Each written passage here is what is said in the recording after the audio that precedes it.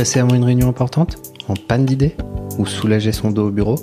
En quelques minutes, la boîte à outils vous propose des exercices simples et faciles à reproduire. Accessoire indispensable de votre quotidien, ce podcast fera de votre mieux-être au bureau une réalité. La boîte à outils est réalisée par YoBureau en collaboration avec Oriane Jurado, naturopathe et professeur de yoga. Bonne écoute! Vous avez déjà entendu parler de la méthode Pomodoro pour optimiser sa performance ? C'est une technique de gestion du temps développée dans les années 1980 et qui consiste à utiliser un minuteur pour diviser le temps de travail en intervalles. Le nom Pomodoro vient de l'italien pour tomate, en clin d'œil au minuteur de cuisine en forme de tomate que le créateur de cette méthode utilisait avec ses élèves. Concrètement, on lance un premier décompte de 25 minutes, durant lequel on ne se consacre qu'à une tâche unique. Pas de mail, pas d'appel, pas de téléphone pendant cette période, et si une distraction apparaît, on l'écrit, mais on revient à la tâche choisie. À l'issue des 25 minutes, on prend une pause de 5 minutes avant de recommencer pour un nouveau cycle. Et tous les 4 cycles, on prend finalement une pause plus longue de 15 à 30 minutes. Cette méthode est réputée soutenir la concentration et favoriser l'agilité de l'esprit, et en effet, il est désormais prouvé que la pause est une indispensable pour une journée à la fois sereine et efficace. Encore faut-il pour cela réussir à vraiment déconnecter. Je vous propose d'explorer ensemble quelques idées pour savoir s'arrêter et repartir du bon pied.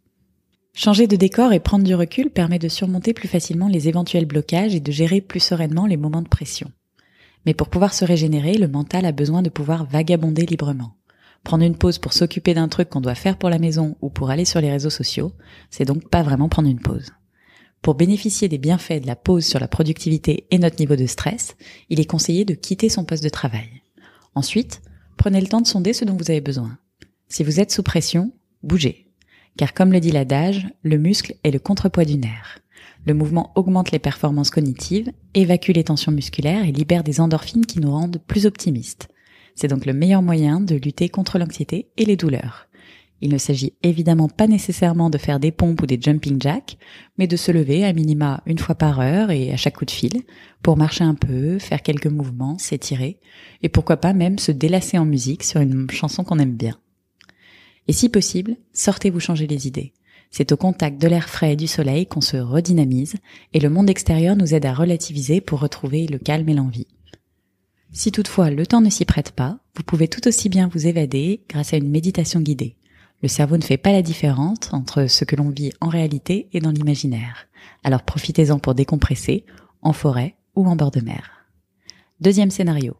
Si vous êtes plutôt sujet au coup de mou, pensez à la micro-sieste d'une 20aine de minutes. On oublie parfois que le repos reste le meilleur des antidotes en cas de baisse d'énergie.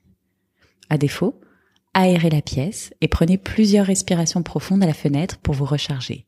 Une part majeure de notre fatigue mentale vient d'une sous-oxygénation de nos cellules induite par la posture assise devant l'écran.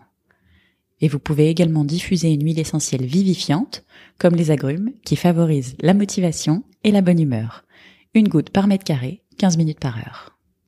Enfin, si vous avez une petite faim, faites-vous plaisir tout en évitant le sucre qui génère un cercle vicieux d'excitation et de stress par dépendance.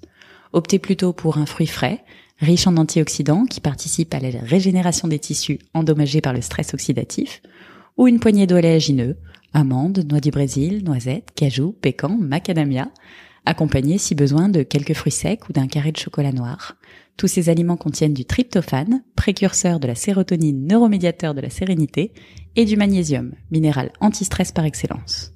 Et pourquoi pas en profiter pour vous préparer une infusion aux vertus calmantes, camomille, lavande, tilleul, angélique, marjolaine, il y en a pour tous les goûts, et toutes ces plantes sauront vous apaiser pour une fin de journée en toute tranquillité. À bientôt. On espère que ces quelques minutes vous auront détendu et que vous repartez boosté pour le reste de la journée. N'hésitez pas à partager, laisser un commentaire et mettre 5 étoiles. Merci à Oriane pour cet épisode. À bientôt.